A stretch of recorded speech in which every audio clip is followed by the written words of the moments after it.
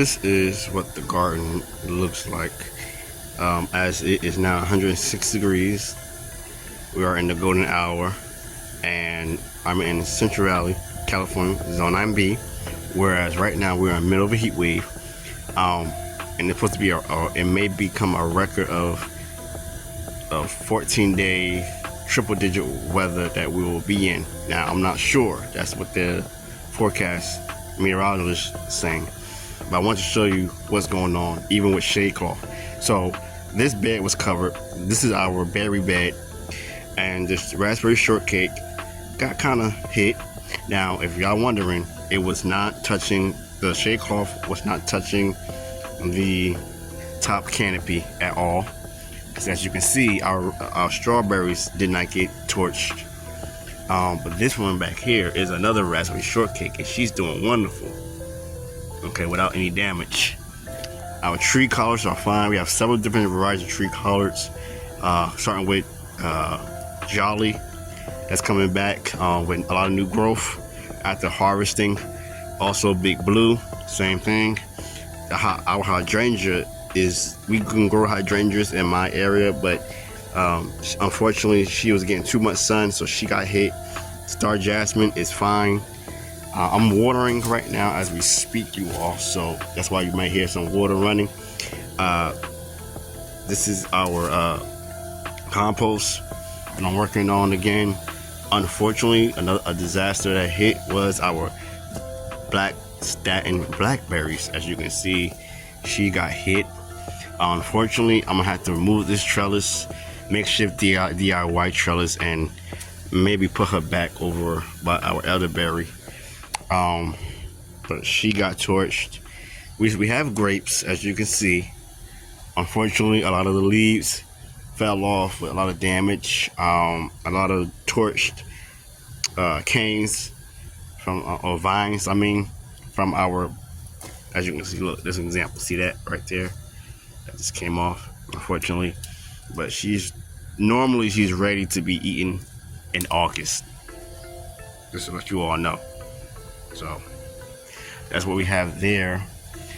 Our azalea, let me just be careful where I step, you all, so I don't want to get anyone dizzy. But our azalea is fine. Our tree collar, this is another one that is doesn't really have an official name, but I call her Curly Sue. She's coming back because she was also harvested heavy. You don't want to, if you don't have a lot of tree collards, more than 3, you don't want to harvest heavy. You want to at least keep some with all their leaves, and when they're young, you only want to harvest a little bit at a time. Even if you have like 12 tree collards, you still want to harvest little by little. This is what I've done. You don't want to do. Over here is a Moret tree collard. Oh, and the aloe veras are doing great over there. This is the Moret tree collard. She also got hit, but she got hit by the cabbage caterpillar, as well you can see, and the white cabbage moth or butterfly, whichever name you want to call her. But she is okay because she has gotten watered properly. The green tree collard, as you can see, she's okay. She's hiding between our Flavor Garde Pluot. Now, I want to talk about this Flavor Garde Pluot very quickly, because I want to show you something. If you did not know, all pluots are basically a cross between a plum and an apricot, and this is what I was talking about. When the pluot get this color, okay, whether big or very tiny or small, this is indication that it is going to fall. Okay, I'm going to show you what I'm talking about. It gets crinkly. You see that crinkle? I'm just trying to hold it very well. See that crinkle like that? You see that? That's an indication that it's no good. It's gonna fall. Now the rest of these, okay, are okay. Only thing that is not okay with these that's on my tree are the cracks that you see in between the fruit, and that's because I think it was getting overwatered, and that's my fault. I don't think I fed it a lot either this year at all either, but she has fruit still.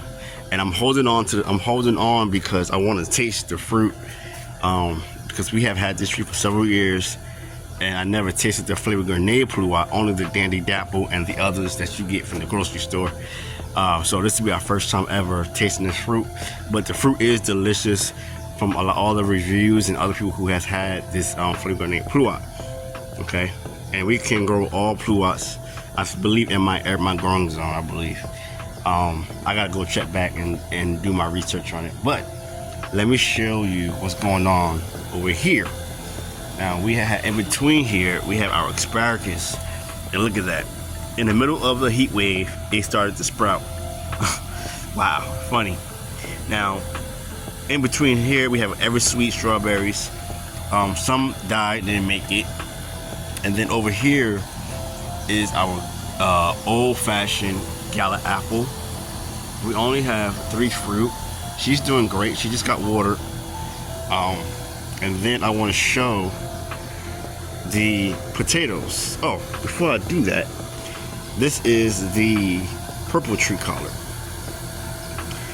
The purple tree collard is a great tree collard to have. It's like the mother or the queen of all tree collards, basically, in my point of view. So she's coming back. She's doing great. She is a keeper. I'm only keeping the ones that I like, and because we have several of them. So the purple, Curly Sue, Jolly, and Big Blue are the ones I'm keeping. The green one I'm still debating on. Okay, but that's another story.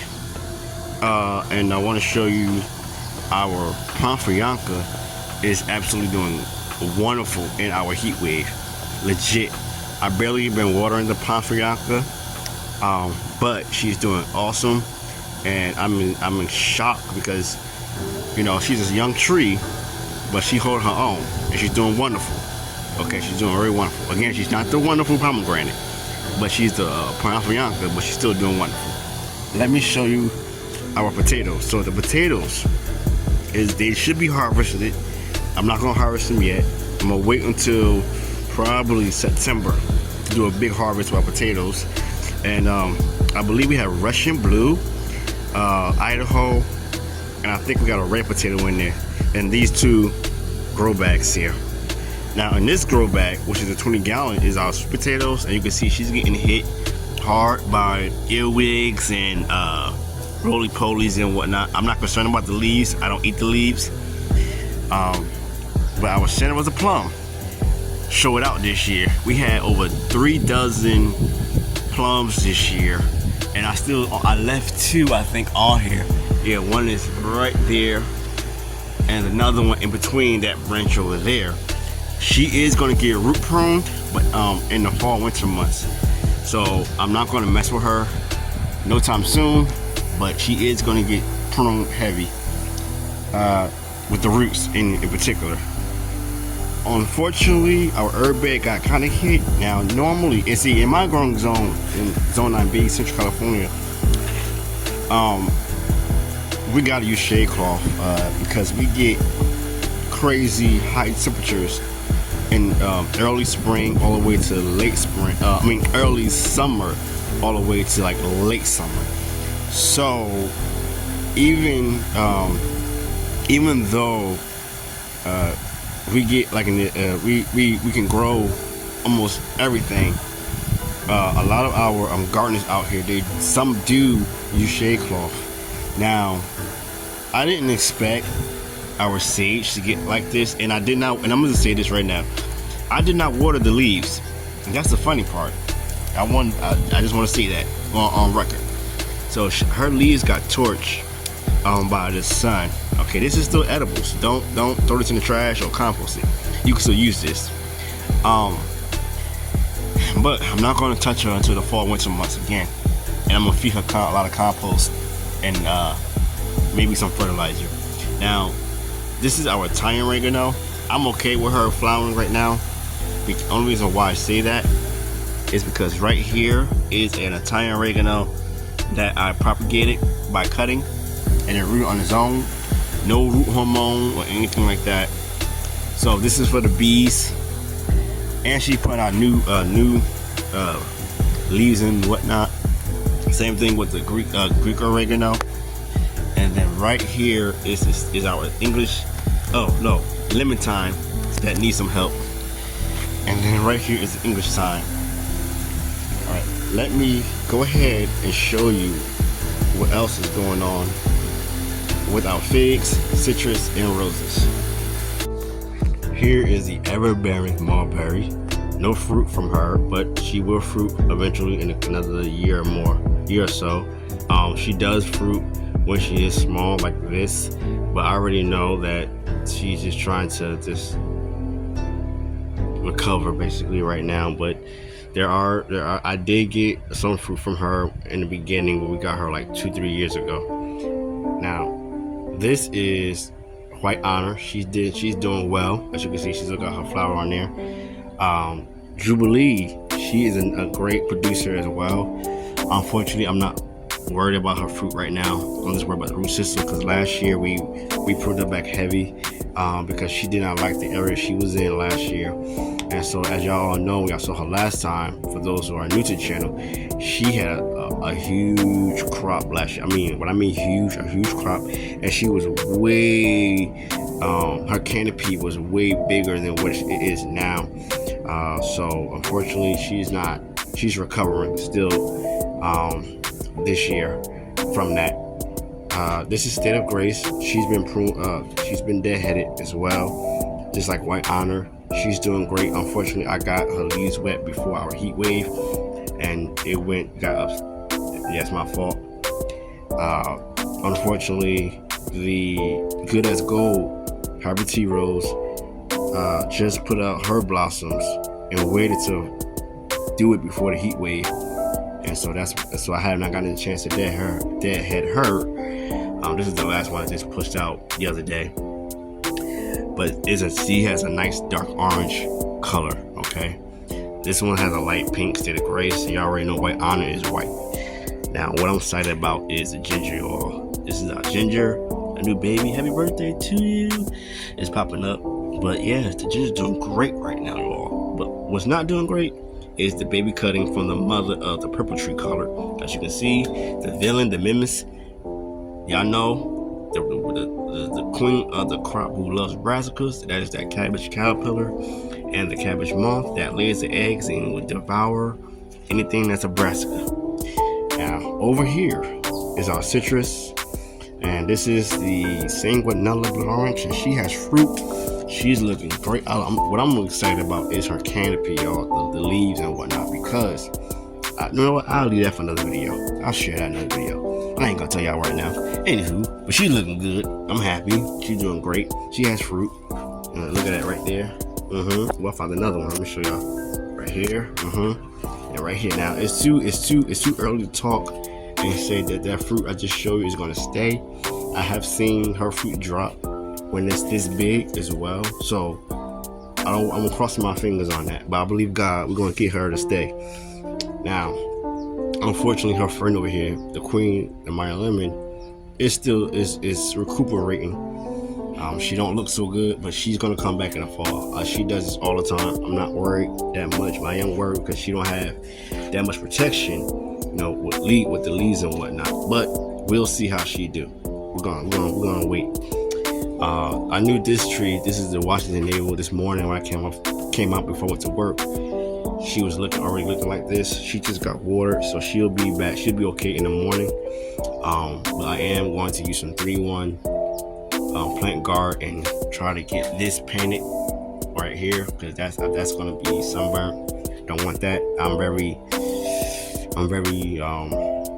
particular about these things. Now normally you don't have to do that. You could just worry about the bark, but I like to just try to cover what I can while they're young. Over here, unfortunately, our Aurora Satsuma Mandarin got torched before this even happened before the heat, our triple digit weather we have right now. Look at this. She dropped a lot of leaves, you all, and the leaves have been picked up. So you can see some damage, some burnt, some stuff going on here. I'm sad, I'm hurt, I'm trying not to cry, but this is our tree that does put out a lot of fruit. And she dropped some of the fruit already. She was stressed out before, like we were in the 90s, and I know why, because I did not water her for a whole like 2 weeks, and she got pissed. Same thing with the bay leaf.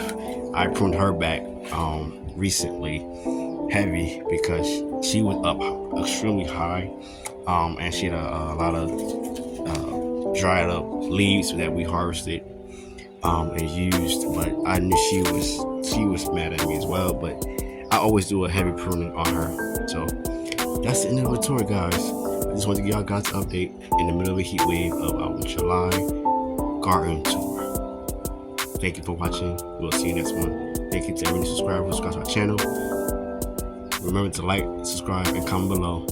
And once you're a subscriber, you are family. Peace.